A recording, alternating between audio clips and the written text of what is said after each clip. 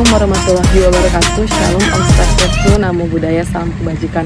Baiklah teman-teman, ketemu lagi bersama aku di video ke-6 aku, di mana video ke-6 aku ini akan membahas mengenai Undang-Undang Bantuan Hukum, yaitu Undang-Undang Nomor 16 Tahun 2011. Nah, menurut pasal 1 angka 1 mengatakan bahwasanya bantuan hukum itu adalah jasa hukum yang diberikan oleh pemberi bantuan hukum secara cuma-cuma kepada penerima bantuan hukum.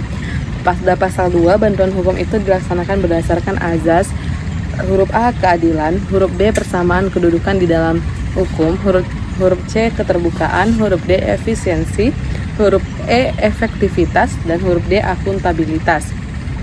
Lalu pasal 3 mengatakan bahwasanya penyelenggaraan bantuan hukum itu bertujuan untuk menjamin dan memenuhi hak penerima bantuan hukum untuk mendapatkan akses keadilan. Lalu untuk mewujudkan hak konstitusional segala warga sesuai dengan prinsip persamaan kedudukan di dalam hukum. Lalu yang ketiga, menjamin kepastian penyelenggaraan bantuan hukum dilaksanakan secara merata di seluruh negara Republik Indonesia. Lalu yang keempat, mewujudkan peradilan yang efektif, efisien, dan dapat dipertanggungjawabkan. Adapun ruang lingkup bantuan hukum ini diatur di dalam bab 2, pasal 4 dan juga pasal 5.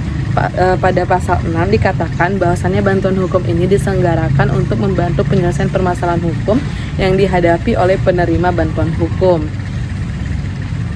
Lalu pemberi bantuan hukum ini juga diatur di dalam pasal 8, di mana pelaksanaan bantuan hukum ini dilakukan oleh pemberi bantuan hukum yang telah memenuhi syarat berdasarkan undang-undang ini.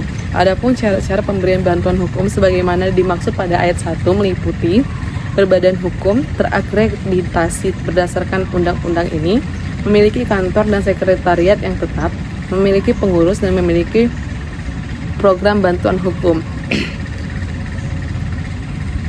Pada bab 5 mengatur tentang hak dan kewajiban penerima bantuan hukum yang diatur dalam pasal 12 dan juga pasal 13.